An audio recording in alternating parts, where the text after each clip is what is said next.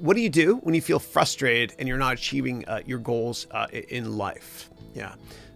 So what I would say is just go on a long walk. Like Steve Jobs used to do this every day in the afternoon. And when you go on a long walk, what happens is it releases serotonin and endorphins. So this works better, and then this can think better as well. And while you go on that long walk by yourself, I want you to write down what your 10-year goals are. I want you to write it down because it's statistically proven that if you write down your goals, the probability of them coming true goes up materially. And I'll share a cool story with you in a minute. But write down those goals, okay, 10-year goals. And then what I want you to do is I want you to keep those goals in your Android handset or your iPhone in a calendar entry and have it repeat daily. Make it private if you want. If you have a corporate cell phone, do not do that.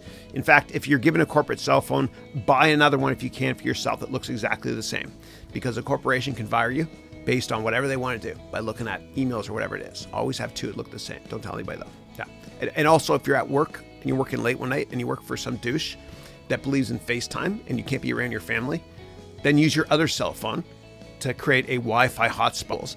Then let's do a gap analysis. There's a gap. How do you get close to your goals? How do you do it? Maybe you go to LinkedIn and find people that have achieved what you want to achieve and find out how they did it. What did they do? Fill that gap. Maybe you find out who's a rock star to you in business, like a Sir Richard Branson or J.K. Rowling, whoever it is. How did they do it? Read their biographies. Listen to the audible version of their biographies or autobiographies to fill that gap. But just document your goals. Write down your goals and reassess life as well. Make sure that your goals include not just money crap. More importantly, happiness things. Like, are you well balanced? That sort of thing. And if you find that you're not well balanced and you're having problems achieving things every day, then I want you to keep a daily schedule. And I want you to make your schedule the night before. And you can go to my website and download for free a schedule that I made that you can fill in every night before you go to bed, which will help you achieve your goals for the next day. And you can go to, it's harounventures.com/ all lowercase, ready? harounventures.com/schedule. That's it. You can download it for free there. I don't ask for an email address or anything. So try that out as well, because that's basically daily mini goal setting, that whole methodology. Now, in terms of the story I want to mention, and some people say this is it's an urban legend, whatever. I don't care. It's an interesting story. So at Yale University, the class of 1950, a poll was taken. They were asked, how many of you have written down your goals? And only 3% had written down their goals. And then what happened was they went back to that same class. I think it was 20 years later in 1970. And they calculated the net worth of that class. And the 3% that had written down their goals had a greater net worth than the other 97% combined. It's a pretty cool story. So you got to write down your goals and you got to update those goals often if you want to achieve them. And just the process of writing them down, it kind of makes you reinforce, what are you on this planet for? What do you want to achieve? And make sure your goals are happiness goals too. What will make me happy?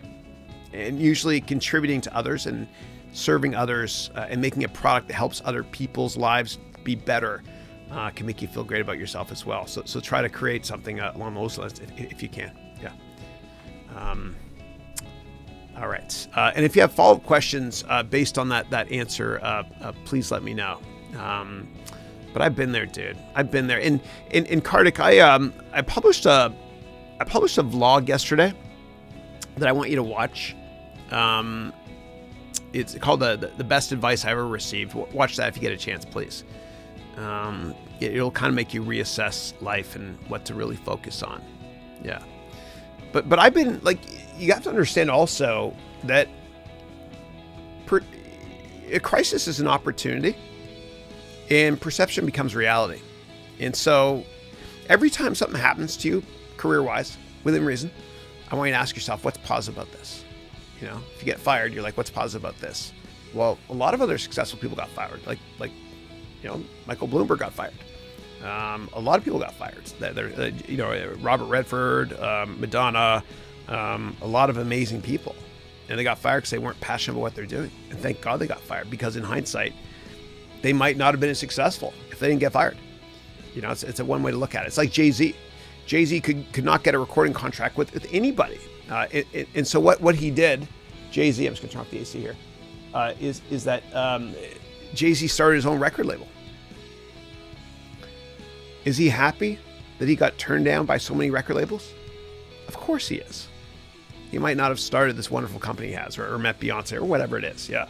So you got to look at things in a different way. And for me, I'll never forget. It was years ago. I got fired. I couldn't understand why. I made the company money, and I was friendly with everybody. And maybe my boss felt insecure. I don't know.